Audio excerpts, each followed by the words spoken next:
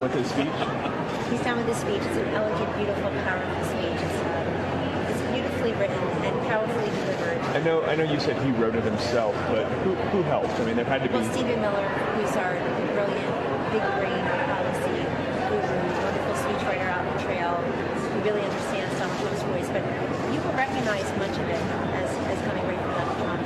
And are you concerned about some of his nominees for cabinet positions not being confirmed? Yes, I'm very concerned about the racial piece of the confirmation process. I'm personally very disappointed because President George W. Bush, who came to office after 35 days, a very hotly contested Supreme Court decision, there were raw feelings and people felt cheated, yet the Democratic Senate knew that we need a government that functions. So when President George W. Bush took office, he had Secretaries of State and Defense and Commerce and Treasury confirmed, a few others, so Republicans like education and energy. Republicans are in control of both houses. I mean, it's not just Democrats who are dragging this out. I'm sure you're aware that some of these confirmation hearings have been show trials this week, and I think attempt to humiliate some of our incredibly qualified men and women who just want to serve the country. As the President-elect said today at a victory luncheon, this has to be the highest IQ cabinet in the history of the country. I think he's got a point.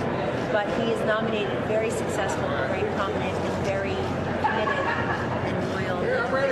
What about the Syria So talks? we really hope the Senate will expedite the confirmation process. What about the Syria talks on Monday? Will the U.S. send a representative? We're not prepared to say that at this moment. Tomorrow, work day for you? Are you going to be in the Tomorrow's a office? work day. Tomorrow I turn 50 years old, and it's a work day. Welcome to the 50s.